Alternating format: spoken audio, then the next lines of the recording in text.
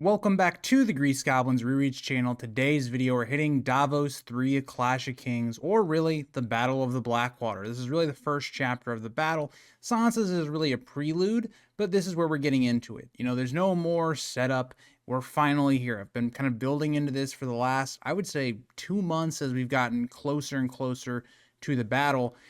And this is really just action. There's not a lot of setup here. It's really just Davos trying to figure out all the different things that Tyrion has built up, the great chain that he's going to use, also the wildfire plot. It's everything just kind of exploding. It's everything that A Clash of Kings has built up just paying off. We've gotten to that point of A Clash of Kings where there isn't really any more setup anymore. Like, yes, we are going to set up a bit of the beginning of A Storm of Swords and just building into the next book, similar to what Game of Thrones did, but it isn't like how A Clash of Kings, where a lot of people think of A Clash of Kings as a bridge book. It's really the bridge between book 1 and book 3, and rebuilding into why so many people love A Storm of Swords, because of all the big payoffs that are set up by book 2. And so this is what this chapter is about. And so let's kind of get into the Battle of the Blackwater. And I do want to say, I know some people, had wanted me to just make it one big video.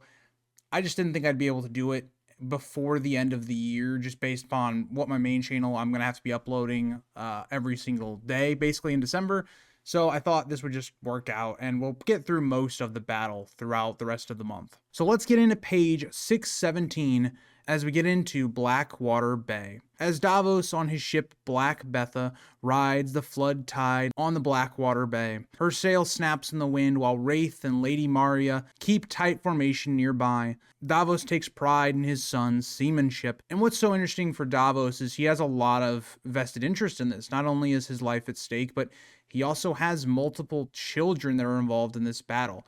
And Davos, especially when we look at him in A Storm of Swords, he's going to have a lot of survivor's guilt because of he survived, but none of his children that were in this battle did. And he directly was responsible for making them support Stannis and going into this battle, all that kind of stuff.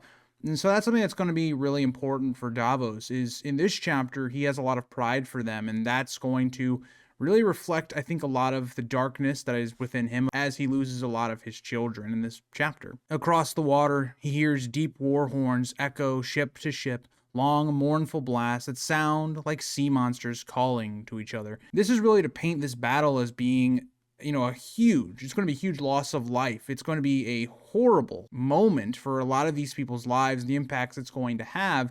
And George wants to establish that right away. Like, this is not a battle that is like your classic fantasy where it's very heroic and it's played up. That's not the way George writes these kind of things. George is telling you that this violence and this battle is only a bad thing. Davos commands to bring down the sails, to lower the mast, and the oarsmen to your oars. His son Mathos relays the orders as the deck erupts in activity, sailors rushing to obey while soldiers stumble around uselessly. It's really to build up the chaos of the battle. Like, the battle hasn't even started yet. Like, there isn't any, ships that are in contact yet, but we're still in the infancy phases of this battle as they're sailing to get to the Lannister fleet. It just feels like chaos. And I also want to point that out for other ships right now. Davos is somebody that is very experienced in terms of leading a ship, leading men in terms of trying to get away, in terms of smuggling or anything like that. So Davos is used to chaotic situations like that on his ship. Now, it's different because he's never been in a battle like what he's going to experience here, but in a lot of ways, he is much more experienced than so many other commanders are going to be. That this might be the first battle they're involved in, but they haven't really ever even been in like real stressful sea situations. And that's made very clear. That's something that George tried to paint all along with Renly's forces, is that his forces are widely inexperienced, especially at sea combat. And that's something that is just going to plague Stannis, is that his fleet in a lot of ways is overconfident. They're arrogant. They don't have a lot of experience. It's not to say all of them are, right? Because, of course, there's going to be men that were with Stannis during maybe the Greyjoy Rebellion that have experience during that point. There's going to be even more that have never had that experience either. Davos notes how Sir Imry Florent had ordered the fleet to row into the river under oars alone, not sails, so as not to expose them to enemy scorpions and spitfires mounted on King's Landing's walls. And that's actually very, intelligent, I feel like, because One thing, Emery Florent is not the brightest, I would say. He is definitely the person that should not have been in charge of this fleet. And this is going to be one of those moments where you're like, okay, this makes sense. When he does a lot of bad actions, at least we can look back on this, because the idea is if you're sailing into King's Landing, the Blackwater, you don't want your sails to get completely taken out like way before you even get to any type of combat. It's going to very much slow you down. It's going to make you almost like a sitting duck for another ship to ram you. So it does make sense what Emery basically ordered. Davos then spots Fury, the massive flagship to the southeast, her golden sails marked with the crowned stag of House Baratheon. And this is something that Davos is going to note. He wishes that he'd seen more of this. Instead of seeing the crowned stag of Robert, what's going to be seen more is Stannis' fiery heart. It's going to be very foreign to the people of King's Landing. Any hope of trying to gain the people of King's Landing on your side, reminding them of Robert's reign and turning them against the Lannisters, is going to be lost because of the different religion. And we talked about it through all of this book, how that isolates Stannis from the average person, especially with how Tyrion is manipulating that with the person that he has in charge of the faith, the High Septon. Davos then notes how Stannis had once commanded from Fury during the siege of Dragonstone, but now he rides with the army, entrusting the fleet to Sir Emery and his wife's brother. And this is probably a major oversight for Stannis. If Stannis had been in charge, I think things would have gone a lot differently. And that's something we don't really talk about at all. Of like, what if Stannis had actually just commanded his own fleet like he has done in previous battles, or wars, I should say, and what if somebody else had just led his ground forces? I wonder how that would have played out. And it's interesting to think about why Stannis did that. Is it that Stannis doesn't necessarily trust some of these men that have just come over to his side from Renly's? And, you know, the vast majority of his forces are on land, not on sea. And so you could maybe make that argument that he needed to be with them instead of with the fleet. It's up for debate. Davos then notes how he knows the Fury well, with 300 oars, a deck full of scorpions, catapults fore and aft large enough to hurl barrels of burning pitch. A fearsome ship, though slower now, weighed down by knights and men-at-arms, as Sir Emery insisted on bringing aboard. You can really tell that Sir Emery is not necessarily worried about the naval combat. The reason he's putting more knights on like his ship, for instance, is because, well, when they get to the beaches, it might be more beneficial to have more men. So you don't have to already be ferrying over more men to attack the Mudgate, attack King's Landing. You already have a solid foundational force with you. Also, if you're boarding other ships, you're going to have an overwhelming force, more or less. But it does go to slow you down in combat, and speed and maneuverability is key in naval combat. And so it's just something Davos is picking up on, because Davos is somebody that is very experienced, especially on the sea and how ships work. It makes him very valuable, something that Stannis' generals really just overlook because of their pride and hating of Stannis and hating of Davos's background of him not really being like noble blood. As we get into page 618, the war horns echo again across the fleet as orders drift back from the Fury. Davos feels a nervous tinge in the stumps of his missing fingers. He calls for the oars to be set out and to form the line. The Black Betha's oars dip in unison, and the oarmaster's drum beating a steady, heavy rhythm like a giant's heartbeat. It kind of feels like just building up the tension. It's very similar to the Red Wedding. You'll kind of hear something very similar when we get to that chapter, with how the drums kind of set the pace for the chapter. It's kind of similar here to build up that tension, but it's also interesting to know, like, Davos, even though he has so much experience in terms of being in the sea and being on commander of his ship and all that, going into battle is a whole different beast. You know, having people actively are shooting burning pitch at you, they're shooting arrows at you, they're shooting scorpions, you got all this other stuff going on. The chaos of a war is very different than what Davos has experienced in terms of trying to maybe flee another ship trying to hunt you down, or just being stealthy in general. Now Davos is sailing into danger. That's something that he's not necessarily used to, and so he still has that nervousness with him, which is very human. The Wraith and Lady Maria match her movements perfectly as their oars cutting through the waves in time as they advance together. Davos orders slow cruise as he watches the formation of some of the other ships in their positions, like the Pride of Driftmark on their left, the Bold Laughter, and other ships that are struggling to ready their oars and masts and all of that. It's very much made apparent by George, like Davos seems to be like the golden standard in terms of his ship, the ships being captained by his sons. They are in unison. They are much more prepared than some of these others, where it's like all these high lords, all this other stuff, They are struggling to stay in line. They're struggling to keep up. They're struggling to get their oars out. All that kind of stuff. It just shows you the inexperience of Stannis' army and something that will be very important as the battle goes on. Looking astern, Davos spots the swordfish far behind, her great ram glinting in the spray, a ship powerful but clumsy, commanded by a captain he does not trust. And again, here's George plotting the little seeds of what is to come. All that Davos is thinking is more or less like the swordfish is a not balanced ship. Its ram, where it can be very useful, is also making the ship unsteady, and also you have a captain that isn't the best. He isn't somebody that you would trust in a battle, and that's something you have to think about. You have to trust the people around you that are fighting on your side, because that could be the difference between your death and your victory. And so I think that's really important, because we also know the swordfish is going to be the ship that's going to really set up the whole wildfire trap, and George does a good job of foreshadowing that here. Across the water, soldiers shout encouragement, full of confidence and eagerness to fight, sure of victory, just like Sir Emery Florent. Their overconfidence in their admiral is also reflected in really the feeling of the entire fleet and army. And you can understand why, don't get me wrong.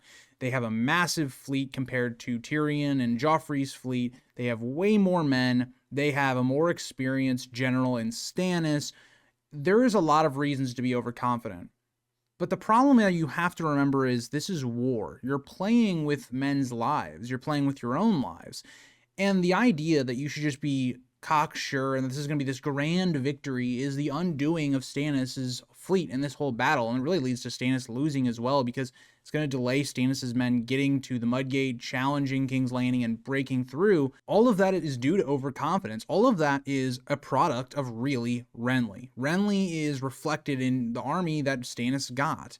And that's going to be a huge point of that. And that's something that we really see, especially in the Battle of the Blackwater, is Renly's ghost, both literally in terms of what we're going to see in the battle, but also in terms of like atmospherically, or even like in the heads of the people that once followed him. So Renly is a very active presence in this battle. And I think that's really interesting, because it's kind of like Stannis, he won against his brother, but did he really? You know, he has the guilt over it. He seems like a hollower man after Renly's death. And now his own undoing is going to be largely because of, well, Renly and the effects of his death. So I find all that to be fascinating. I really love the way George plays all those things into it. And even the way this battle plays out is great, because yes, when we're here with Davos, we really like Davos. Now, we probably don't like him as much as Tyrion, as we're in the second book. We've only gotten 3 Davos chapters. We really haven't seen him all that much. Tyrion's a character we've been with a lot through the first 2 books. He's a very likable character. He's probably, of the main 3 characters in Song of Ice and Fire, I would say a lot of people's favorite. It's like, who are you rooting for in this battle? It's not clear like something like Helm's Deep, where it's like, okay, obviously we want, Aragorn, we want Rohan to win against the evil Isengard. It's not the same here. You have a king in Stannis who is really well developed and is an interesting character. You have Davos, who's a very likable character. George does that on purpose. He's a character we like. We can see probably a lot of ourselves in him. He represents more of the common person in A Song of Ice and Fire.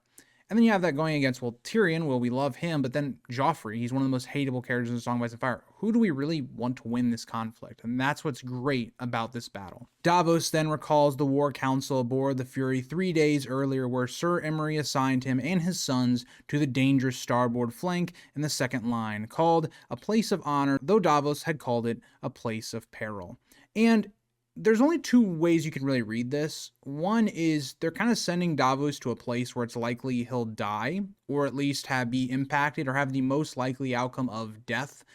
Think about the way Tyrion is in the Battle of the Green Fork. He's placed in a position where it's very likely he's going to die. That seemed like the plan for Tywin anyway.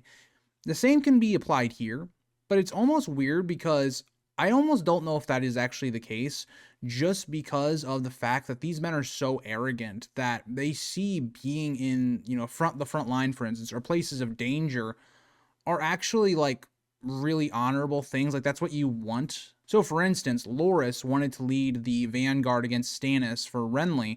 That's something that's very dangerous. That's very much, you're in peril. You could easily die in that situation, but that's seen as like a great honor. Like, there's people fighting over who's going to fight in the vanguard. The same idea, I think, could be questioned here with Davos as well, but You also know that Davos is somebody that's not, blinded by all this other stuff, by glory and all this stuff. Davos isn't, an older man. Like, he's not old, but like, he's an experienced person. He doesn't want his sons to be in the places of peril. He doesn't want to be the closest to danger and action. He wasn't raised to be a knight or any of these things. And so for Davos, he's very uncomfortable with being placed in this position. But of course, his sons, who are much younger and prouder and fearless, they seem to like pity his caution, looking at Davos as this old, beaten man, it almost felt like, without saying it. But Davos feels like in his own heart that he's still a smuggler. He's used to running away from ships, not running directly at them. He reflects that he knows ships in the sea better than any lord, but this kind of pitched naval battle makes him uneasy. Smugglers flee from danger, they do not row towards it. And also, really, this whole battle and the planning that's going into it seems to go against Davos's instincts. Like, Davos doesn't feel like they should be rushing headlong into this battle, but that's what they're doing. And so it's not only is Davos uneasy about the position he's in and what he's being, told to do, it's the whole battle plan itself as well. Secretly, he thinks he would have commanded differently, sending scouts upriver first to probe the defenses instead of charging blindly into the unknown. And if Davos had been made the captain, this battle would have gone entirely differently, because Davos would have had the time to realize, okay, they have this chain. They have the ability to close off the entire bay. So why aren't they? Why isn't it raised? Okay, let's think about that for a second. Okay, we're also getting reports that they have wildfire being made. What is their actual plan? And even if they don't know the plan, well, they can take out these 2 towers that Davos is going to see in this battle. What's the harm in that? Take it out. Take control of this chain and don't let the Lannisters use it. Even though you might lose a good amount of men, it's still important. It gives you access and control over this chain that they might use against you, and for whatever that reason is. So yeah, if there had been more patience used, this battle goes completely differently, but that's why it's so brilliant. Tyrion knows it's going to work. Well, he doesn't know it's going to work, but he believes it's going to, just based upon how men do war. But when Davos had suggested this kind of patience to Sir Imry, the Lord had thanked him, just kind of being polite. But there was that undertone that, Sir Imry was like, why would I take orders from you? Why would I even take a suggestion from this onion knight, this person that bought their lordship with onions? There's kind of that undertone. I really relate to this because I think no matter who you are, you've seen this at some point. Whether it's at your job and you throw out a suggestion about something and you can tell like they just kind of disregard it. Or maybe that's even, something that you've seen in your friend group or whatever. This is something I think everybody has known. It's one of the worst things because it feels so patronizing. I'd rather us have a genuine conversation about why you think my idea or what I'm trying to do would be bad than you just be like, oh, thank you for the suggestion, and then just like brush me off. That's how I would feel if I was Davos. And I think George does a good job of painting that of how people view him. As we get into page 619. Sir Imry Florent, overconfident in his numbers, saw no reason for caution or subtlety. His fleet of over 200 ships outnumbered the Lannisters by a ton. And he is right, and you can understand why he's overconfident, but at the same time, it's war. You should never be overconfident. He divided the fleet into 10 battle lines, 20 ships each. The first 2 lines would rush upriver to crush the boys' toys that he was calling King Joffrey's small royal fleet, while the rest would land troops under the city walls before joining the fight. It's not a terrible plan, it's just you need to have more caution. It really reminds me almost completely of Jaime Lannister and Robb in terms of the Battle of the Whispering Wood. Think about Robb. Robb is somebody that, yes, is confident in his plan once he's made it, but he's somebody that definitely takes a lot of time to craft the plan he's going to make. Think about what we see with Robb and Catelyn when they reunite, and Robb's kind of going on, and Robb's kind of thinking about what he should do, whether he goes for Tywin or Jaime. There's a lot of doubt there.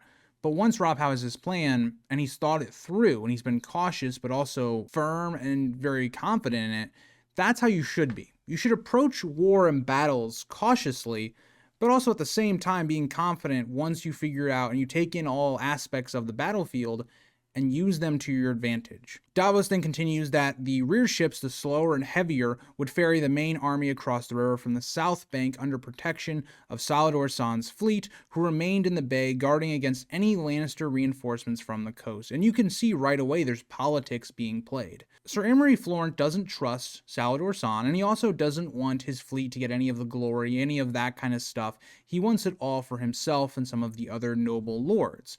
When in reality, if you think about Salladhor Saan, his fleet might have the most experience in terms of like ship-to-ship combat or fighting on the sea than anyone here. Of any of these ships, any of the men here, they might have the most experience, and they're being wasted by being, stuck in the back, more or less guarding against a possible like Lannister couple ships they have in reserve that they might try to use. It is a complete waste. It is completely politics that's being played by Sir Imry Florent. Like, say this. Let's say that Salladhor's fleet had been in the front. They might have been able to pick up on what Tyrion's plan was more than some of these other fleets that were overconfident and they were just going in. That's something that we just don't know. But that's, again, because of Sir Imry playing politics and not taking war seriously. Davos then tries to kind of give Sir Imry a little bit of an out by saying, there was a reason for the impatience because the voyage north from Storm's End had been plagued by misfortune and bad weather, something that George had foreshadowed in an earlier Sansa chapter, saying that maybe Stannis' fleet will sink in terms of the voyage getting north, but it wasn't that bad. Now, did they have issues? Yes. They had 2 cogs being wrecked in Shipwrecker Bay the very day they departed. Another Myrish galley sank near Tarth, and a storm had scattered the fleet as they entered the gully. So they had a lot of problems that delayed them. And so when you see Stannis and his army get to King's Landing much quicker than his fleet did, well, one, it's a shorter and easier journey, but the other thing is his fleet got delayed. And so that's going to lead to a lot of impatience. It's going to lead to a lot of anxiousness. You don't want your men, starting to rethink going into battle and starting to get afraid and breaking the morale. It's kind of what Stannis is dealing with in A Dance with Dragons, is like he has this battle and war effort right now going towards Winterfell that he can't actually get to Winterfell. He can't actually siege it. And so it's creating a lot of division in ranks, and it's bringing down the mood, and there's a lot more to go with that, especially with starvation and the weather and things like that. But it's just kind of a nice parallel, I think, to the next time we're really going to see Stannis in a war effort. But finally, the fleet had regrouped behind Massey's Hook, losing only a dozen ships, but wasting precious days. Stannis' army, some 20,000 strong, mostly mounted knights and free riders from Renly's former host, had taken the faster overland route via the King's Road and was now camped south of the Blackwater awaiting the fleet. And we've kind of seen this for the last few chapters in King's Landing with Tyrion and Sansa, where they've been that looming presence building up the tension to this chapter. Yet horse and lances were useless against the city's walls and the river's defenses, leaving Stannis to stew in frustration while wondering what Sir Imry had been doing with his fleet. 2 days earlier, off Merling Rock, they captured several fishing boats, and Sir Imry had called it a small spoon of victory to whet the men's appetite for battle. And this is kind of just like, really? You think this is a battle? It's not at all. But what's more important is Davos had taken the chance with these people. They're going to know stuff about King's Landing that, of course, Davos and his fleet and all the people there are not going to know. And so he questions about the defenses, like what can, they expect? And Davos actually gets some very important information out of them. These people had spoke of a massive boom, a chain barrier being built across the river's mouth, though none agreed whether it was finished. But that's not the important part. Like, yes, it would be nice to know if it was finished or not, but just the idea of it, something that they can look out for. Is the river going to be closed to them? Is this going to be a problem? What is Tyrion planning? Davos had secretly hoped it was complete, since that would force Sir Imry to halt and think, something the arrogant admiral hadn't yet to do. And so this is really important as well. If Tyrion had raised the chain, it would have created a situation where Sir Imry couldn't have just headlong forced into it. They would have been forced to try and take the towers, try to take the chain and lower it so that they could then attack. This is something that doesn't happen, of course. And so it makes you think, especially in Davos's head. Now, if you've been paying attention throughout the whole book, you know what the chain's going to be used for, more or less. But if you haven't been paying attention, you're kind of here with Davos, like wondering like what's the point of it. As we get to page 620, Davos then notes that the sea is alive with sound, war horns, drums, pipes, shouted orders, and the rhythmic slaps of thousands of oars striking water in unison. It is hell. It is just a ton of noise, and again bringing to light the theme of this chapter: chaos. Davos commands to keep in line, his old green cloak flapping in the gusting wind as he stands on deck wearing only boiled leather for protection. At sea, he believes heavy armor is a death sentence. And in a lot of ways, I agree with Davos. What is more likely to happen? You getting into hand-to-hand combat with another person and needing your full plate armor or chainmail, whatever, or the idea of you're going to get rammed by another boat. There's a chance that you may fall off the boat, and that's what we're going to see more than anything in this battle, is ramming somebody, their men going into the water and then being shot by arrows. If you're wearing heavy mail armor, if you're wearing very heavy armor that just pounds and pounds and pounds, you fall into the water, you're toast. There's no saving you. You're done. You're going to sink straight to the bottom of the ocean, and that is probably one of the worst deaths you could possibly have. So I'm with Davos on this one. I would rather not die that way if I was to go into the bay, and we know that's going to actually be a decision that saves Davos's life. But many of the highborn captains were not about that at all. They weren't thinking logically or even about the battle at all. They were showing their inexperience, overconfidence, and pride.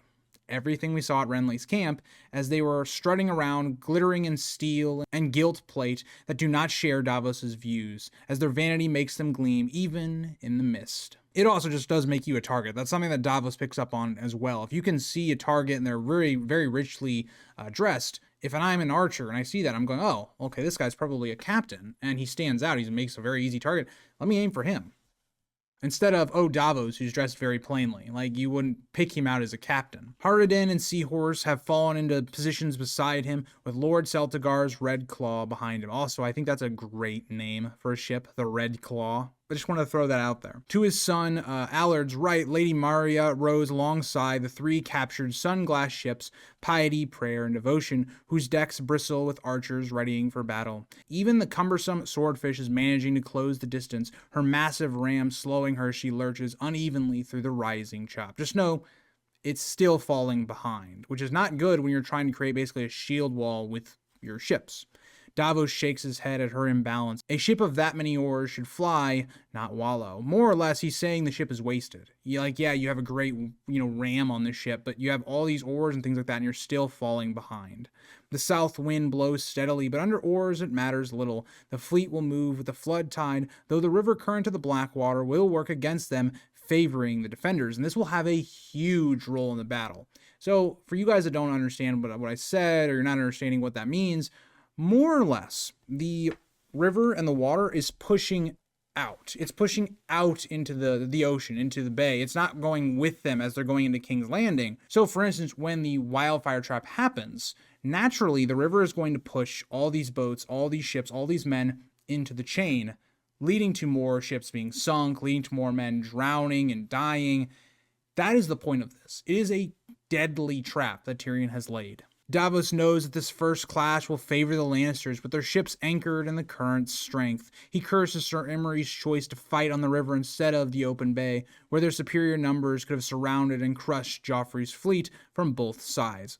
Of course, it's the classic idea of if you have a smaller force, whether that's land or on sea, you want to have a very defensible position in which the larger army can't utilize its numbers. Like, yes, larger numbers usually will win a battle, unless the smaller numbers has greater advantages like positioning or just military leadership in general. That's what Davos is thinking here. Why aren't we using our advantages? Why are we playing into the Lannisters and letting them dictate the pace of the battle? Why aren't we doing that? And that's exactly what Davos is right on. They should be dictating the battle, not the Lannisters. But the other part of that is they are the attackers. So yes, you could say, okay, we want to do this battle in the open sea, but who is to say Tyrion would ever commit his fleet to something like that? I personally wouldn't. And so I think that Davos is doing a little bit of wishful thinking here, but yeah. In the narrow river mouth, only 20 ships can row abreast. Any more and their oars would tangle or hulls collide, making their advantage useless. That's the point. You're going to run into the situation where your boats aren't going to outnumber their boats in a straight fight, because you're not going to have like a 40 on 20, for instance. You're not going to be able to circle around them and pincer them. You're just going to be pressing against them, and just whoever has the better boats, the better men, all that kind of stuff is who's going to initially win. Now, should Stannis' fleet still win in a fight like that? Yes. But it's going to cost a lot more lives for Stannis' men because of it. Ahead, Davos can see the Red Keep rising on Aegon's high hill, dark against the pale lemon dawn, and the river mouth glimmering below. Across the water, the south bank is alive with Stannis' host, thousands of mounted knights and soldiers swarming like ants as they watch the fleet advance. They're very anxious. They've been waiting for this for days. Many of these men are maybe thinking if they're even going to live. And the others are probably prideful, thinking this is the moment that they get their glory and they win the crown for Stannis. They're not maybe fully understanding what war is like, and they will definitely find it in this hell. As the trumpets blare faintly from the camp, answered by a roar of shouts that rolls across the river, Davos claps his pouch of finger bones, murmuring a silent prayer for luck and survival. The great warship Fury leads the first line of battle, centered between Lord Steffan and the Stag of the Sea, each with 200 oars. The flanking wings are packed with hundreds: Lady Harb, the Bright Fish, the Laughing Lord, the Sea Demon, the Horned Honor, Ragged Jenna, the Trident Three, Swift Sword, Princess Rhaenys, Dog's Nose, Spectre, Faithful, Red Raven, Queen Alysanne, Cat, Courageous, and Dragon's Bane. Those are all ships, names for them anyway, if you didn't catch that. But more or less, we are getting closer to the clash of the ships. From every stern flutters the fiery heart of R'hllor, the red, yellow, and orange banner of the Lord of Light. Behind Davos follows a second line of war galleys, captained by knights and lords, and then the smaller, slower Mirror ships, each rowing no more than 80 oars, the tail of Stannis' fleet.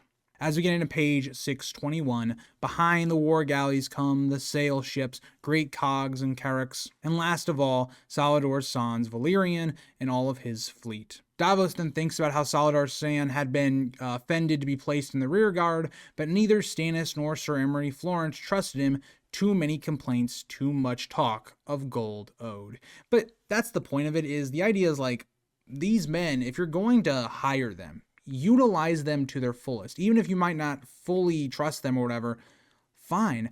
Put them in the middle of the battle. What are they going to do? Try and run? They're not going to be able to do that if you're all behind them. So I don't know. I just find that the mistrust here is just stupid, given how good we know they'd be in a battle maybe like this. And Davos even thinks this. He regretted that because Salador's men were seasoned sailors and fearless fighters, wasted at the rear. But at this, a deep war horn call rolled across the churning sea from Fury's forecastle. Sir Emery was sounding the attack. The fleet answered the horn with echoing blasts, and even Swordfish had finally joined the line, though she foolishly still had her sail raised. She wouldn't be able to keep up with the rest of the fleet, and would likely fall back in line. Fast cruise is what Davos barked, and the oars drummed quickened, the rhythm rising as men rowed harder. The tension is building. There isn't much to say anymore. We're getting into the battle. Men will die, and really this will decide the outcome of the War of the Five Kings. Soldiers pounded sword on shield while archers quietly strung their bows, notching the first arrows. The first battle line blocked Davos' view ahead, so he moved across the deck, seeking sight of the river mouth. There was no visible boom closing off the river, but the entrance looked open, waiting for them. It all seemed a little too perfect for Davos. His instincts started to stir. He knew King's Landing better than anyone, even his own hand, he says. And at this point, something is different. Something is wrong. There are two new stone towers flanking the mouth of the Blackwater. This struck him as wrong, because instantly you're thinking, okay, well, these were made for a purpose. They weren't here to look fancy or nice, so why are they here? Is it so that they can house men here, maybe flank? But these towers aren't big enough to really pose any type of military threat, really, and Stannis just has men kind of just around the tower to make sure, they don't come out or anything like that, or they poke their heads, they'll be shot at with arrows. But this is what Davos is realizing. Something doesn't feel right here. But Davos notes that the North Tower rose from the bluff below the Red Keep, and the South Tower stood partly in the water with a narrow cut through the riverbank, making assault difficult. That's the other part of it. It's an annoyance. It's something that you would lose a lot of men trying to take, and so at this point, Stannis is like, well, we don't necessarily need to take it. We just need to make sure it doesn't play a role in the battle. Davos then noticed a flash of steel beneath the water, glinting in sunlight, and he realized this is the chain that he had been told about. So now he's putting it all together. These towers represent the ability to close the river or the bay. And so Davos is trying to figure out now, like, in this split second, right, in the very mere moments before battle is starting, what could this be for? Because they obviously didn't close it. So is it to split their fleet, right? So maybe make it to where, one line is not able to get through into the battle, and so you're splitting them up, hoping that you can maybe defeat the first line or two. It doesn't make sense in Davos's head. He's then maybe thinking after this, well, they can maybe close it after the fleet so we couldn't escape, but what's the purpose of that? We have far superior numbers. So, and that's what Davos is trying to figure out. What is the purpose of this chain in the towers? And if they had taken this a bit cautiously and got more information, had scouting done, they would have known. Davos thought he might know the reason, but before he could even dwell on it, shouts erupted from the ships ahead, and the war horns sounded again. The enemy fleet had appeared before them, and that's the whole point. As soon as Davos tries to think about what this trap could be, he's not able to because of the distractions and the chaos of the war. There's no time to think about any of these things. He has to worry about his own survival, the survival of his children, and Stannis' victory. As we get into page 622, Davos spots the thin defensive line of Lannister galleys stretched across the Blackwater's mouth, their hulls gleaming with gold paint. Davos recognizes each ship by sight. Years of smuggling around King's Landing had taught him every vessel's make, speed, and temperament. The war horns blare again as Davos shouts battle speed, as do his sons Dale and Allard on nearby ships, as the fleet is speeding its way towards, basically, battle and war. And I will say this, think about how much experience Davos has. He knows every single ship in the fleet by sight. He has spent really his whole life avoiding these type of ships. Now he's going right into them, and I've talked about that a lot in this chapter, but it does tell you like how valuable somebody like Davos could be, as a advisor, just based upon how much information he knows. Some of the people that are commanding these ships have probably never even seen King's Landing's fleet, so that's just something else to point out as well. Drums thunder, oars rise and fall furiously, and Black Betha surges ahead, keeping line formation straight as a shield wall. Dale salutes him from Wraith as Swordfish again lags, clumsily and heavy in the water. And again, it's George giving us foreshadowing as to Swordfish being the ship that's basically going to set everything in motion and really the trap for Tyrion to be set off. But also it kind of serves as a last moment between Davos and one of his sons who will sadly die in this battle. From close range, the river seems vast, but the city looms ever larger as King's Landing dominates the horizon, with the Red Keep crouched atop Aegon's high hill like a beast of stone and iron. And in a lot of reasons, I think that's why Aegon probably picked the castle that he did, or where he wanted his seat to be, because if you're invading it from, a sea position like the way Stannis' forces are, Aegon's Hill is seen as like a seat of power. It's way above the battlefield. It looms over everything. It gives that sense of power that the Targaryens had. It's something that Aegon knew how to do very well. Show his power to avoid as much conflict as possible. Now, Aegon did a lot of conflict, but that was the point of it. He didn't want to have to burn 40,000 men. He'd rather only have to burn 5,000 men, show his power, get people to bend the knee. The fleet must pass beneath the towers and battlements of King's Landing to reach the inner harbor, a dangerous gauntlet. Another great defensive maneuver because it allows for you to attack an invading fleet much quicker than they're able to land any forces or even before they're even to fire back. Just another great defensive perk of King's Landing, and especially of, well, I would say all the Targaryen kings. Most of the first couple Targaryen kings did in some degree some building in terms of King's Landing as a city and as a castle, more or less. So just another perk to the defensive team in Tyrion's side. The first line of Stannis' ships are now entering the river, but Davos notes the enemy galleys are not coming to meet Stannis' fleet, but instead they're backing water, drawing them in closer. And this is exactly what Davos had feared, because it feels like what Tyrion is trying to do is he's trying to get all of Stannis' fleet to come in, to box them in, to make it much more chaotic in terms of all these ships pressed together. There's going to be no real open water to go through because everybody's packed together. It's going to create a situation where when you have the wildfire, almost no one is going to be able to escape. And that's what Davos fears, because they're not using the advantage of having numbers. He realizes they mean to trap the fleet in the narrow channel where the Lannister ships can hold them tight with no room to flank or maneuver, especially if the chain boom closes behind them. And Davos is starting to understand what's happening, but you can't expect him to fully understand the plan. He understands what the Lannisters are doing,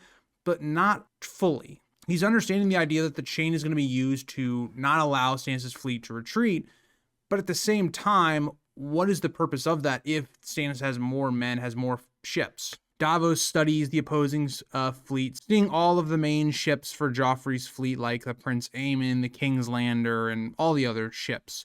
But key royal warships are missing: the Lion Star, Lady Lyanna, and King Robert's Hammer, the latter being the mightiest galleon Joffrey's fleet, the only capable of matching Fury in size and power. And that's something that's also going to stick out. You would think your best warship, if this is your strategy, is just to meet Stannis' fleet in a boxing situation where they can't use their numbers.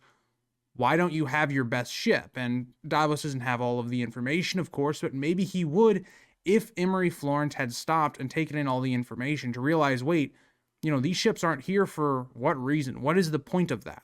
This instantly alarms Davos that there's something going on. This has to be a trap. But what is the trap? What could possibly be going on? Because even if the ships are missing, he glances back. The Baratheon fleet stretches endlessly to the horizon, line after perfect line of warships under full oars. And the other thing is, if the Baratheon, these other three ships, if they were going to flank Stannis' fleet, well, it doesn't really matter because Salladhor Saan's fleet is still out there. They're protecting the rear. That wouldn't work. So what is the purpose of this? He wonders briefly if the Lannisters mean to raise the chain and split the fleet, but he can't see how that would help them. Ships outside could still land men elsewhere. Yeah, it just wouldn't be as convenient. You could still land men on the opposite shore. It would just be a far longer trek to getting to the gates of King's Landing and all that stuff, but you could still do it. So really, putting up the chain doesn't necessarily help in terms of splitting the fleet, and that's something Davos is realizing. There's something else that he's not figuring out. Davos thinks that everything is too neat, too still. They're waiting for something. It all seems to be going a little too well for Stannis' fleet, so there has to be something going on. As we get into page 623. From the Red Keep, pots of burning pitch arc out over the river, like flaming orange birds flying through the dusk. Most fall short and are swallowed by the water, but a few hit the first line of galleys, erupting into fire where they shatter. And that's the thing, even if most of them miss, if even a few of them are able to hit a ship, a ship is made up of mainly things like wood. You also have a sail, for instance. That stuff can catch on fire relatively quickly. So if you have a crew that isn't experienced in this kind of combat, well, you might not be able to put out that fire super quickly. Now, if you are experienced crew, it's not going to be that difficult to do, or even if you're in a bigger galley or ship, one thing of burning pitch, it isn't going to completely destroy the ship or anything like that, but it can make it a distraction and cause just more chaos. Because with Tyrion, what he wants to happen is he wants there to be so much chaos that people like Imry Florent aren't thinking about the bigger picture and the trap that's being sprung, and that works pretty much perfectly. Davos then notes that on two other ships, the Queen Alysanne and Dragonsbane, men scramble frantically, smoke rising from burning decks as those were hit by the pitch. And it is something where if you're not experienced in it, it's going to cause panic and chaos. A second wave of fire pots follows, joined by arrows hissing down for archer nests high on the city's towers.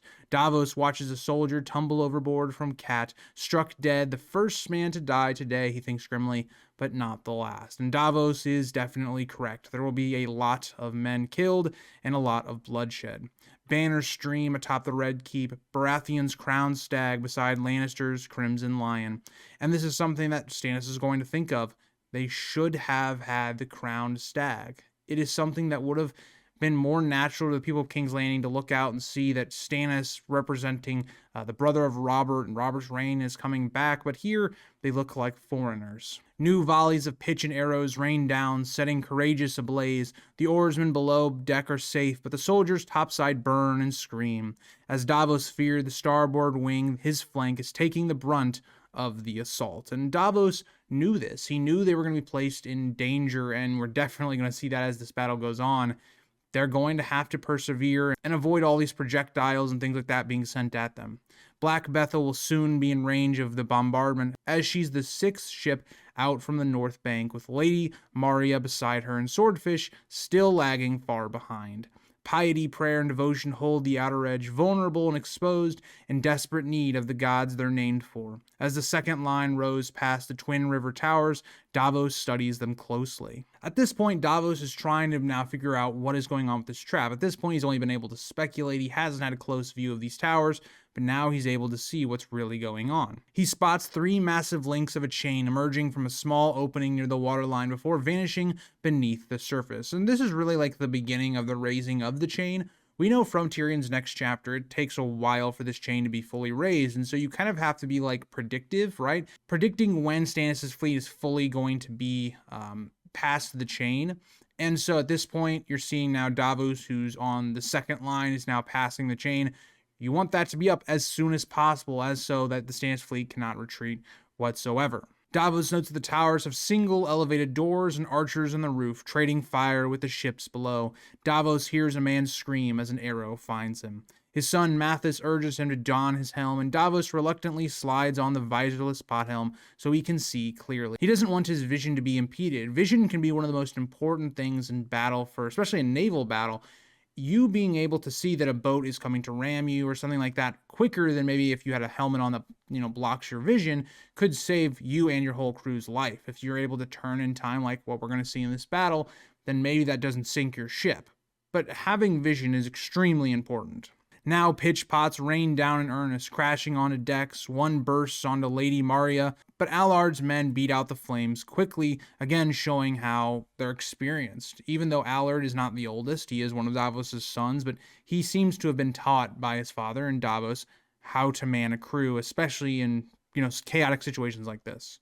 To port, war horns blare from Pride of Driftmark, echoing across the choppy water. Scorpion bolts whistle through the air. One slams into Black Beth's deck, near Mathos vibrating in the wood. Ahead, the first line of ships has closed the distance as arrows fly thick between fleets, hissing like serpents as the Battle of the Blackwater has truly begun. As we get into page 624, on the south bank of the Blackwater, Davos sees Stannis' host forming ranks beneath 1,000 banners, many bearing the fiery heart of R'hllor. As I've mentioned time and time again in this video already, this makes Davos feel very uneasy. He wishes they were flying the crowned stag, and that this would have made the city probably feel more open and welcome to them. But the fiery heart reminds him of Melisandre's shadow that had killed Sir Courtney Penrose beneath Storm's End. And this is one thing I find to be really interesting is, given where Davos 2 ends, it's the birth of the Shadow Baby, the assassination of Courtney Penrose, we don't really get a lot of time to reflect on that. That's one thing I think George does really well, because we know that in book 3, that's going to be the whole focus of the next book, is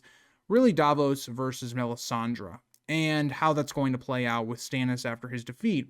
And so George doesn't take a lot of time in this chapter to linger on things like that. For the most part, it's really interesting because you go from Davos, who has only had 2 chapters in this book, and he has this really big traumatic moment to where we don't get time to reflect on that. We're instantly into the battle. That's what book 3 is going to be all about. Book 3 is going to be a lot about reflection for Davos and Stannis' plotline specifically. And so George does want to address it, but we're in the midst of a battle. It's not going to get a lot of time. But we're going to figure out, where is Melisandre? It's a big question. It's been Stannis' wild card, the thing that's helped him gain power. Where is Melisandre? Davos takes small comfort, though, that this battle will be fought in the light with honest weapons and not sorcery.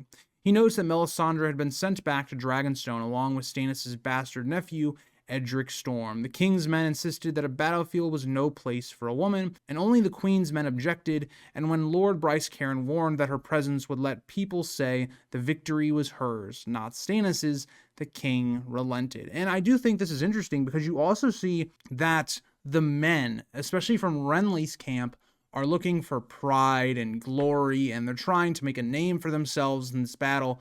It's blinding them from the fact that Melisandre has been Stannis' ace in the hole. Stannis is a great military general, all that stuff. He doesn't necessarily need Melisandre in war, but it's always nice to have Melisandre because you never know what she could do if the situation was to turn badly, as it's going to in this battle. And so that's going to be kind of a deadly mistake. I don't know what Melisandre necessarily could have done that could have changed the outcome. And that's really something that's interesting, is like, what if Mel was with Stannis and her life was in danger, just given the fact of the wildfire trap? Would she have been able to see those visions and be able to tell Stannis how to dictate his army and things like that? We don't know. Now, this is another thing. We do actually know that Melisandre has actually seen Renly's ghost and Renly defeating Stannis in the Blackwater, and Stannis and Mel believe that that was something that is now can't really come to pass because Stannis has killed Renly.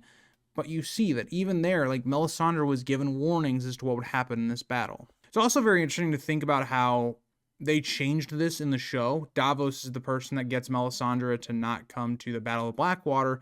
But in this regard, Davos didn't have that power. He had stayed silent, but he was glad to see her gone. He wanted no part of her god or her magic, especially when he had seen the Shadow Baby. He had seen what he believed to be evil. But getting back to the battle, to starboard, Davos notes that devotion reaches the southern shore and lowers a plank for archers to disembark.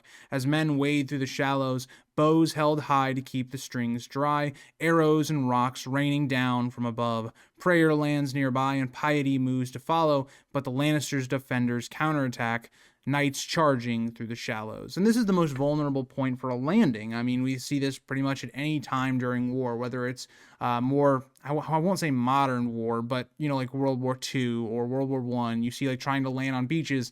It's the most vulnerable point of an invasion where something can go wrong. That very much plays out here as well in medieval times, with the Hound leading the assault on the beaches, and very much kind of defeats these landing forces. Now, that isn't to say the Hound is not going to take huge, massive losses in this battle. We're going to see that in the next Tyrion chapter, but that is to say that the Hound, for the most part, wins this first assault. The Hound rides up the plank onto Prayer, cutting down men as he forces his way aboard. Beyond, King's Landing rises behind its massive encircling walls. As the riverfront is blackened and burned, Davos notes more or less what Tyrion had already done in the last couple of chapters, is preparing for this battle. He had destroyed the docks and ships near the Mudgate, blocking all access to the city's walls for easy scaling. Davos is seeing like Tyrion has really prepared for battle, and that makes him more uneasy as he has already sensed the trap that lays ahead. Davos sees the charred ribs of sunken hulks in the shallows, a clear sign that they'll find no landing there. Behind the walls, 3 huge trebuchets loom above the Mudgate, ready to hurl stones and fire. And far above, on Visenya's hill, the great sept of Baelor gleams in sunlight, serene and distant amid the city's coming ruin. And it kind of reflects a nice tie-in to Sansa's last chapter, where she kind of goes to prayer and the church more or less as just an outlet from the coming war, the sounds of war, and it's nicely contrasted in Sansa's chapter. And so you get a nice little reference to that here in Davos's chapter, which is even more so given it's the Sept of Baelor. There's thousands of people there compared to what Sansa was with. She was with maybe a couple hundred people, but very different in that circumstance. So continuing on, we get into page 625. Davos doesn't see the moment of battle joined, but he hears it, a thunderous crash as 2 galleys collide somewhere ahead. A second and third impact echo across the water, wood splintering and hulls grinding. The deep thrum of Fury's catapults follow as the flagship loosens heavy stones into the fray. And there's chaos all around as battle is seeming to be on every single front. Remember, these ships are tightly packed together in both the Lannister fleet and Stannis' fleet, as we see the Stag of the Sea split one of Joffrey's galleys in half, but Dog's nose is aflame, and Queen Alysanne is caught between Lady of Silk and Lady Shame, fighting hand to hand. Ahead, Davos spots the Lannister galley Kingslander drive between Faithful and Spectre. Faithful barely clears her oars, but Spectres are snapped like twigs as Kingslander scrapes along her hull. Davos orders loose as his archers send a deadly volley across the river as he sees the enemy captain fall, trying to remember the man's name. Once, Davos had known them all. And that's something that's interesting, is like Davos at one point knew all the captains for all his ships, but times have changed, and especially when you're going into war, those captains might change. But it is interesting to think about the idea that, like, yes, when you're in naval combat, you really want to target the enemy captain, because that can be a sense of, okay, how is their leadership going to go? Do they have a contingency plan for who is the second person in charge, the third person in charge? How will that boat function now that their leader is taken out? And that is something you do see in naval combat. And I did want to throw that out there because it's not paid a lot of attention to here, but it is something that Davos thinks about. On shore, the trebuchets rise and fall, flinging 100 stones the size of men's head into the air. And this is something that you wouldn't think is like that, crazy. It's not like they're sending like huge boulders. Like, I instantly think of the Battle of Minas Tirith from the Return of the King, where you're seeing like the trolls and they have these huge stones that are going into Minas Tirith and taking out whole structures. That's not what you're seeing here, because you don't have trolls to, load those kind of boulders, but you have a multitude of stones that are like as big as your head. Now think about those going all the way up into the air and then coming straight down with gravity. I mean, those would literally crush your skull. So as much as it doesn't sound as epic, it's not meant to be. It's meant to be brutal. So, yeah. And even when these rocks and these boulders are not hitting people, they're doing other things that create chaos, what Tyrion wants. He wants chaos and distractions, as they send up plumes of water or splashing through decks and pulverizing men into blood and splinters. All along the river, the first line is fully engaged. Grappling hooks fly, ships collide, boarders swarm across rails, and flights of arrows crisscross through drifting smoke. It is literally hell. There's no other word to say it. There's no open space. Everyone is interlocked. There's nowhere to go, right? Especially if you're like the second or the third line. You're really just crashing into more of the battle. And that's exactly what Tyrion wants. The sound of screams, iron, and splintered wood fill the air, though none of Davos's men have fallen yet. They haven't really been involved in the war or the combat yet, but that's going to change very soon. Black Betha surges upriver, her oar master's drum pounding like a war heartbeat as Davos seeks a target for her ram. He spots Queen Alysanne, still locked between two Lannister warships, an opportunity, and at this, Davos goes into ramming speed as he wants to enter the fray and also is trying to get an attack on their blind sides. The drumbeat quickens to a feverish thunder as Black Betha flying forward with Lady Marya beside her, the water foaming white beneath their prows. So his sonship is also going to help him in this, and they're going to try and help Queen Alysanne. They're going to have a great opportunity because while they're locked in combat, great opportunity to sink two more of Joffrey's fleet. I also want to point out the music, the drum beat. It's really important because if you're somebody on the oars, it's going to help you with the steady pace in which you're trying to move the boat. You're trying to quicken your pace. It's something where it's like, say, for instance, you listen to music when you run or when you go to the gym. The same purpose is here for the drum beat. It's to kind of amp up the men. It's to, get them to work harder. The battlefield ahead is a chaotic tangle of ships, every vessel locked in deadly struggle, decks slick with blood. Davos prays to the warrior to guide his strike, bring her around a little more, show me her broadside is what Davos thinks, and the prayer is answered as Black Betha and Lady Marya slam into the side of Lady Shame almost simultaneously. The impact is devastating, both ships ram fore and aft. The shock is so violent that men are thrown overboard from Lady of Silk 3 ships away. And this is what we talked about. The more likely outcome of people dying in this battle, especially on the naval combat, is going to be them falling off the boat and either being picked off by the archers on these different ships, or it's going to be the idea that you drown, or you can't swim. That's another thing. A lot of people can't swim. Davos's teeth clash together, cutting his tongue as he spits blood and curses himself. 40 years at sea, and this is the first time I've rammed another ship. And it also just goes to the point of you don't think about when you're ramming a ship the damage it's going to do to you. But this is still heavy impact. Yes, you're expecting it more because you're the one doing the ramming, but still, it's something that's jarring. It's thousands of pounds ramming into each other. His archers let fly freely, turning Lady Shame's decks into a storm of arrows as the melee ranges around them. As they get into page 626, Davos orders Blackwater, and Black Betha reverses her oars, tearing free from the wreck. The river water floods into the hole left in Lady Shame's side, and the ship splinters apart, spilling dozens of men into the Blackwater.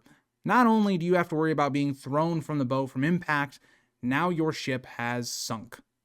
If you are wearing heavy plate armor or chainmail or you don't know how to swim, you're dead. So, unfortunately, that's what's going to happen to this crew. The pleas of drowning men echo in Davos's ear, a grim chorus to the chaos, again showing how dark this conflict is. George doesn't, shy away from showing the horrors of this battle, of showing the, cries of people that have no hope, that are drowning, or are going to be shot by arrows. He doesn't avoid that at all.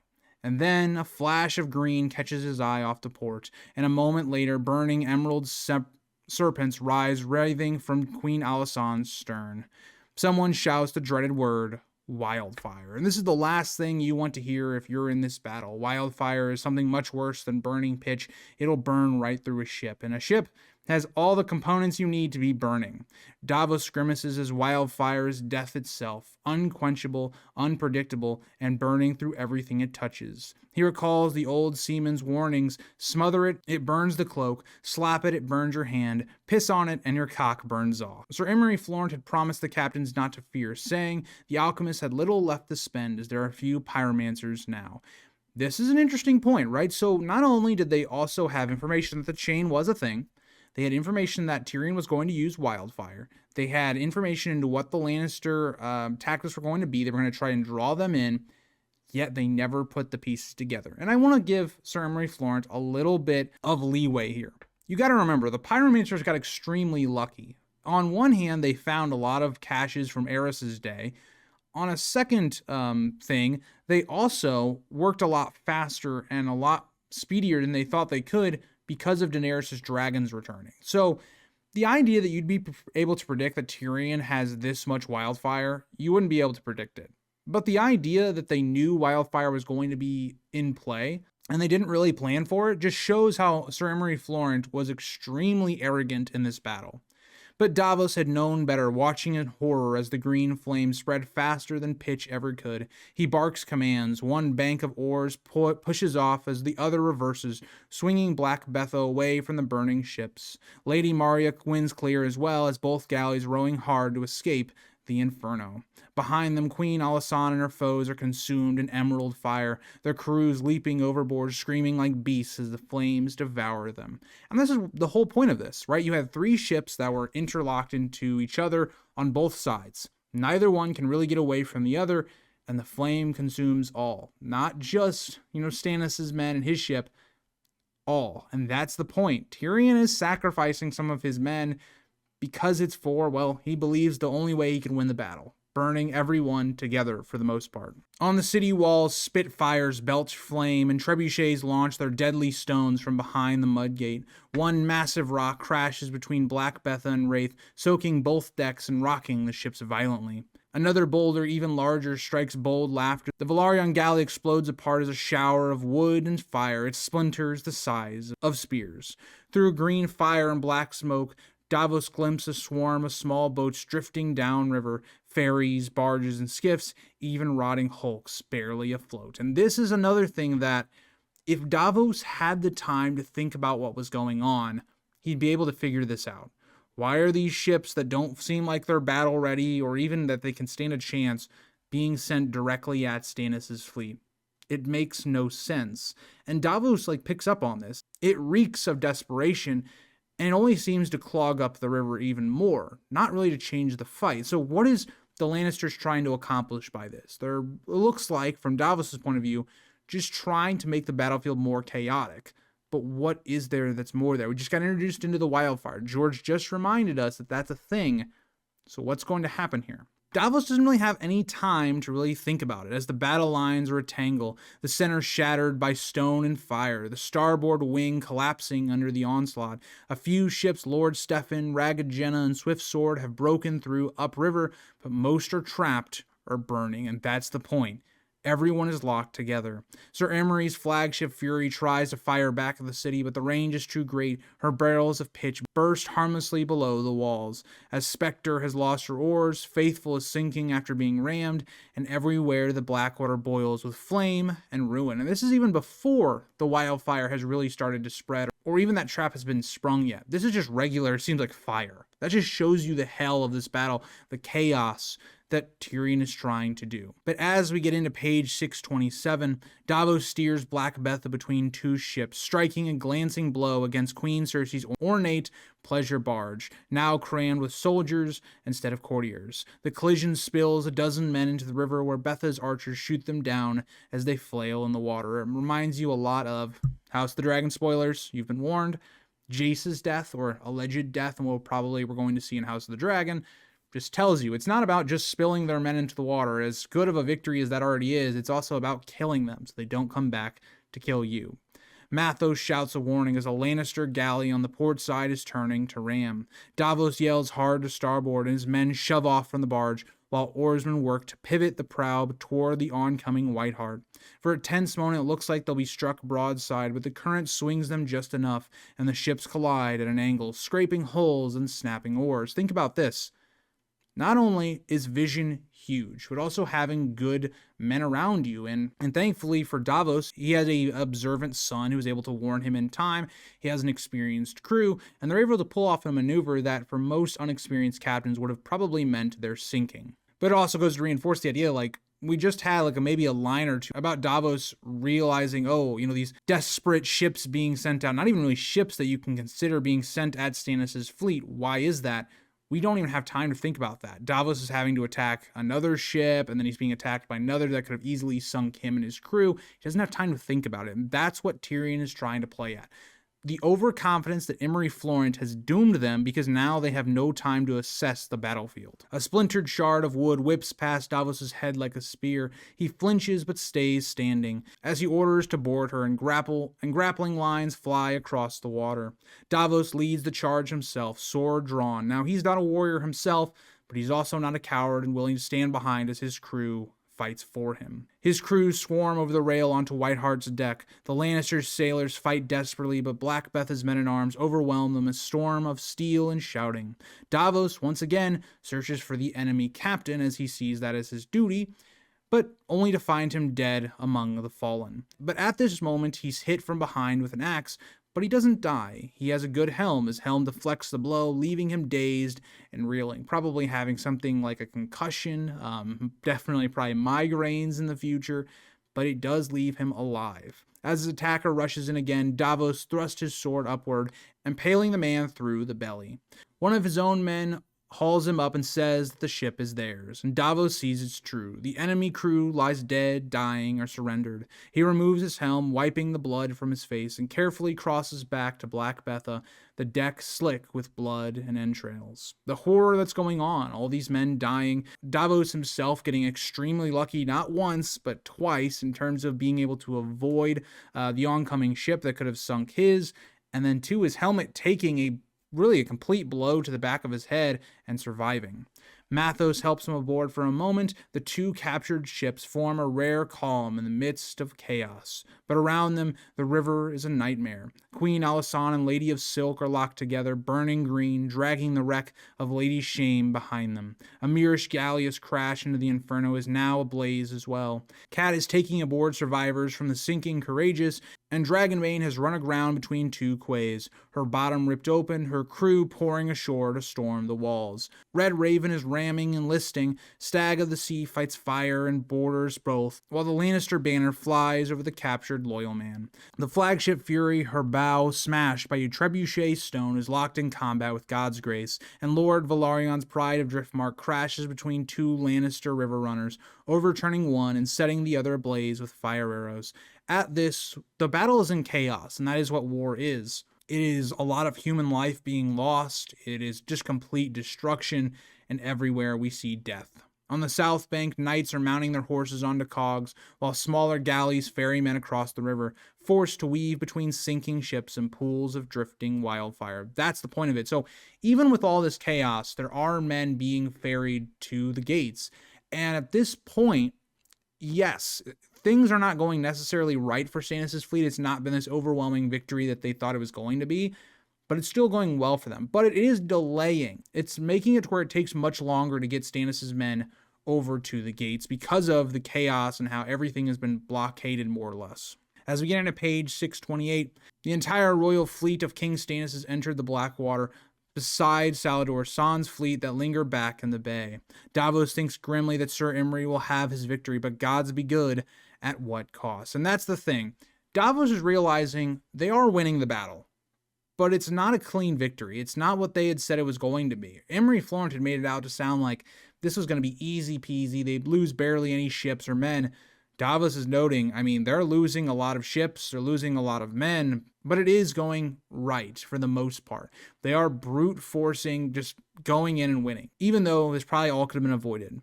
Mathos then tugs his shoulder, pointing at Swordfish ahead, oars lifting and falling. She's still under sail, as her rigging caught flame from burning pitch, fire creeping up her ropes until she trails a bright head of flame. It's just showing the incompetence of the crew, and just showing that they're not captained all that well, very inexperienced, and Davos was right to distrust them, especially as we see the massive iron ram slicing through the river surface, aimed directly at a drifting Lannister hulk, half sunken and leaking strange green fluid between her boards.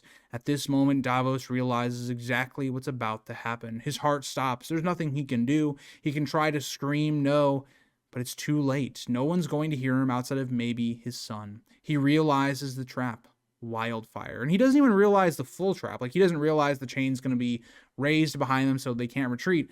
But he realizes why they've been packed all together, so that a huge wildfire explosion can happen. The Swordfish's captain is still charging proudly towards his kill as the galley accelerates to battle speed, closing the distance, her crew oblivious to their doom as Davos clutches the leather pouch of his fingertips, hoping one more time for some luck, whispering a desperate prayer.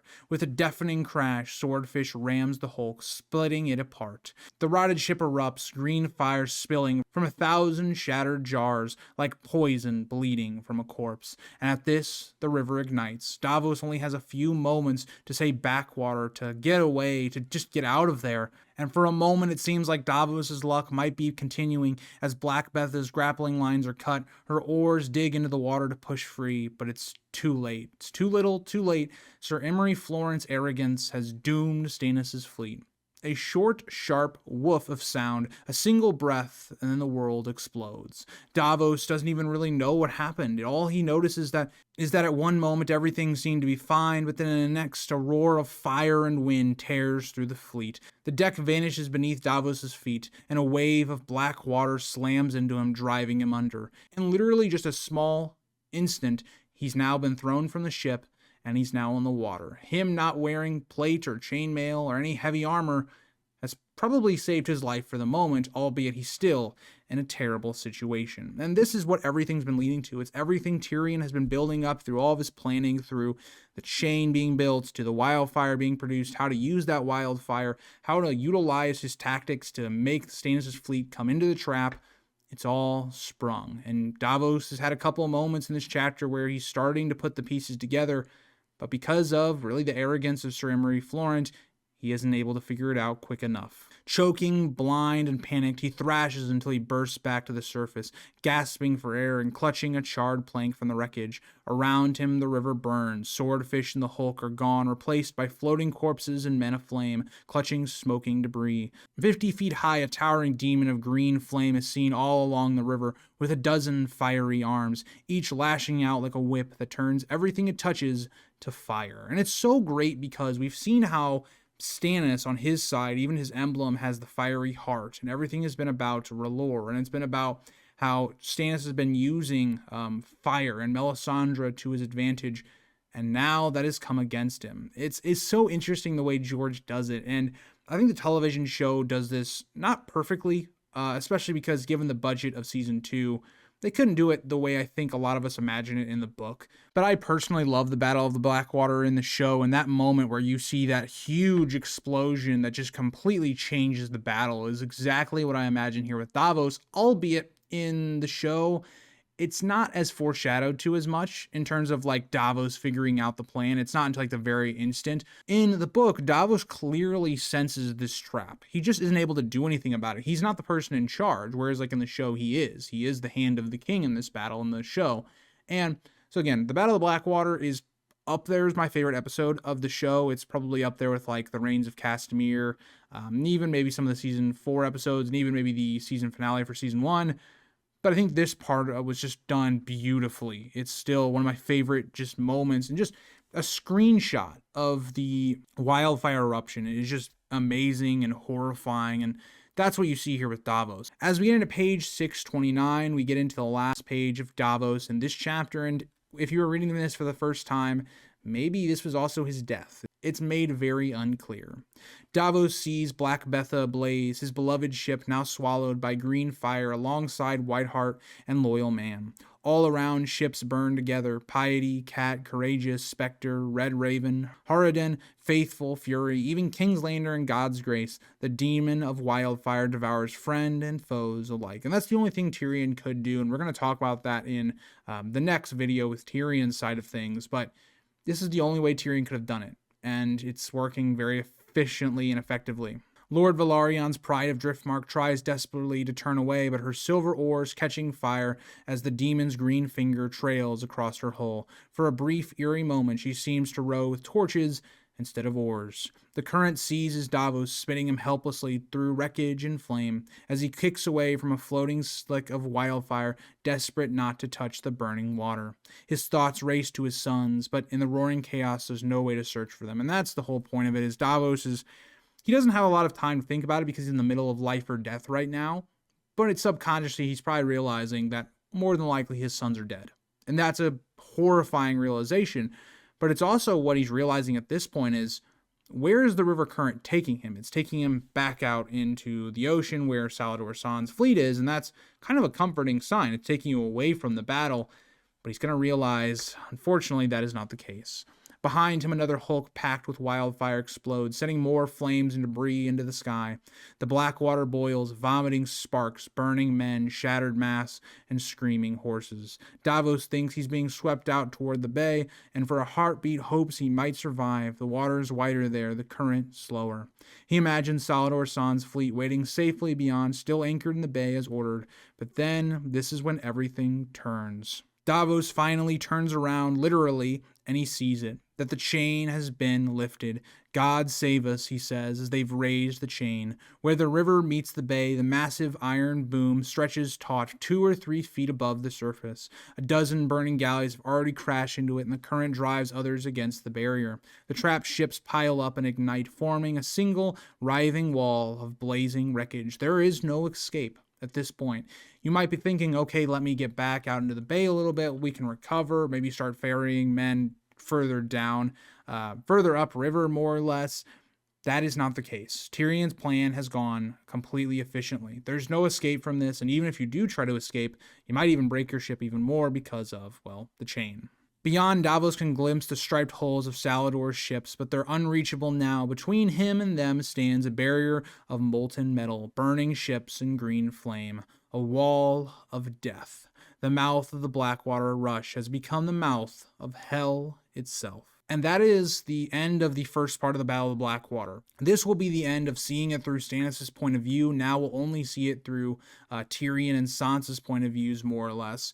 And I want to take a massive moment to really just look at Davos as a POV. And Davos in all 3 of his chapters, all 3 of them will be ranked for me probably in my top 20 of the book. They're fantastic. Davos is a really great POV that George decided to put in this book. And of course, we needed somebody to be our POV into Stannis. And I think the only thing I can say in complaint is I wish we got more of Davos. And I think the one thing that maybe George didn't do that for is because Davos's chapters are kind of very spread out. All of them are so great when you finally get to them, when you're seeing such a different point of view, and when you have this moment where George doesn't confirm Davos's death. Even though Davos is in a terrible spot, it's kind of similar to like Arya in book 1, where we end off Arya where she's been captured by Yoren, and it kind of feels like he has like a knife to her, and what's going to happen is Yoren going to kill her. Doesn't seem to be that way, but like he leaves it open-ended. The same is here, but even more dire, because it's like, what's going to happen to Davos? You know, he's out in this hell of a battlefield. It looks like he's going to die, very likely, and then we don't see him again. So it'd be kind of like if we ended this book with Tyrion getting his injury on the Battle of the Blackwater, and then we don't see him till Storm. It's kind of the same here with Davos, but I did just want to take a big moment to say how much I enjoyed reading his POV. And I think if he had more chapters in this book, there would definitely be an argument for him being the best POV of the book. But unfortunately, because you have, POVs like Tyrion and Catelyn who have a lot more time in this book, and they're already great POVs as it is, Davos kind of falls behind a little bit because of that. But I do really love Davos in this book. And I do want to point out, I will be combining some of the next couple of chapters because I do want to get done with the Battle of the Blackwater before we hit December. And so I think it would work better if I maybe combine like the next Tyrion and Sansa chapter and then kind of finish that way as well, combining the last Tyrion and Sansa chapters for this battle because they're very small. So like the next Tyrion chapter is only going to be about 4 or 5 pages. This is by far one of the longest chapters and videos of this entire series with both Game of Thrones and Clash. There's a lot to talk about, a lot to describe, and a lot to just, look at with this being like the big climax, I would say, of this book. There's a lot to talk about. And so I initially thought about doing this all in one video, but kind of scripting out this video specifically, it kind of became clear that wasn't going to be possible. I wasn't going to be able to really sit down and record for probably upwards of 4 to 5 hours and then edit that all. It just didn't seem plausible. It seemed much more acceptable for me to just maybe combine 1 or 2 chapters together instead of combining 5 to 6 and having like a 6 to maybe 5 hour video. So thank you guys all for watching. I really enjoyed this one. It's one of my favorites of the book. And I will see you guys all in the next one. We'll have Tyrion 13. Bye, guys.